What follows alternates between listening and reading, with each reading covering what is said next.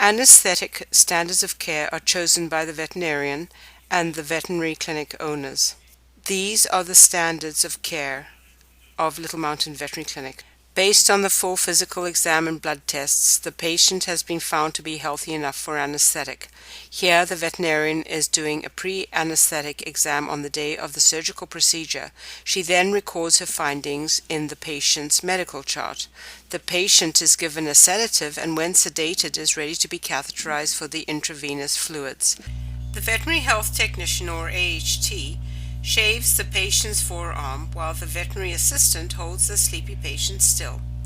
The AHT places the intravenous catheter, which is a tiny plastic tube, into the vein.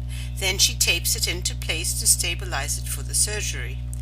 The intravenous fluids are connected to the catheter with intravenous tubing, and the AHT makes sure it is flowing nicely into the patient. Now the patient is ready to be induced. This means the patient is put into a state of deep sleep very quickly with short-acting anesthetics. These anesthetics are chosen very carefully for each patient. Eye drops are applied to both eyes to prevent them from drying out during the procedure. By now, the patient is feeling very sleepy and is deep enough to receive the endotracheal tube.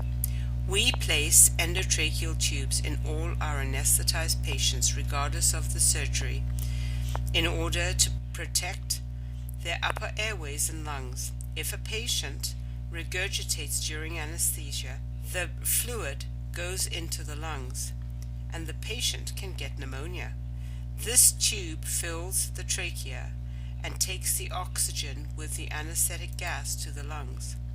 The tube is tied into place and the cuff around the tube is inflated to make the tube fit snugly in the trachea of the patient. The AHT adjusts the anesthetic machine settings for the patient's depth of anesthesia.